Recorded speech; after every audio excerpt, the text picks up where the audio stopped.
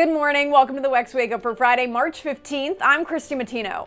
Former President Donald Trump has endorsed Wyoming Senator John Barrasso for Senate Republican whip. And this comes after Barrasso announced last week that he would run for Senate GOP whip instead of continuing in a crowded race to replace Senate Minority Leader Mitch McConnell. By running for party whip, Barrasso is running unopposed. Trump shared a post to Truth Social sharing the endorsement, and Barrasso returned the favor. So if you want to get the country back on track, which is what I want to do, we need a strong Republican conservative House and Senate, and we need Donald Trump back in the White House. Trump has not yet endorsed a candidate for Senate Minority Leader.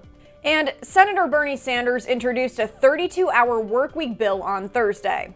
In 2022, employees in the United States, and I hope people hear this, logged 204 more hours a year than employees in Japan, and they're hardworking people in Japan.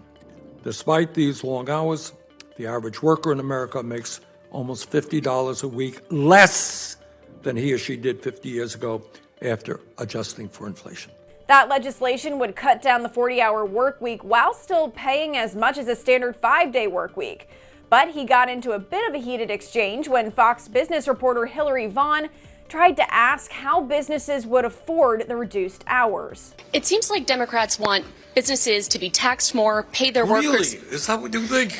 pay their workers. Excuse me. I didn't get to ask a question. Okay, thank you.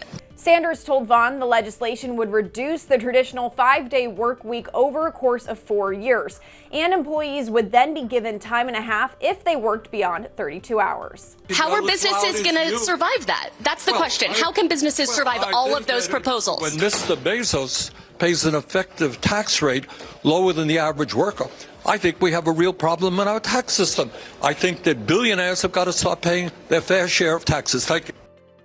And the countdown to the cherry blossoms has officially begun here in Washington, D.C. More than 36 million people visit the nation's capital each year to see these pink flowering trees. But those who plan to come for peak bloom may actually be a bit too late now. Our Amy DeLaura has an update on the National Park Service's prediction from the Tidal Basin. Christy, it's a beautiful day out, but unfortunately that isn't good for peak bloom predictions.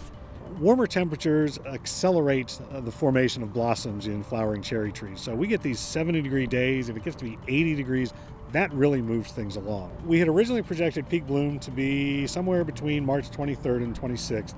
But this run of warm temperatures we've had, 5 days in the 70s and maybe even 80, has really moved that up.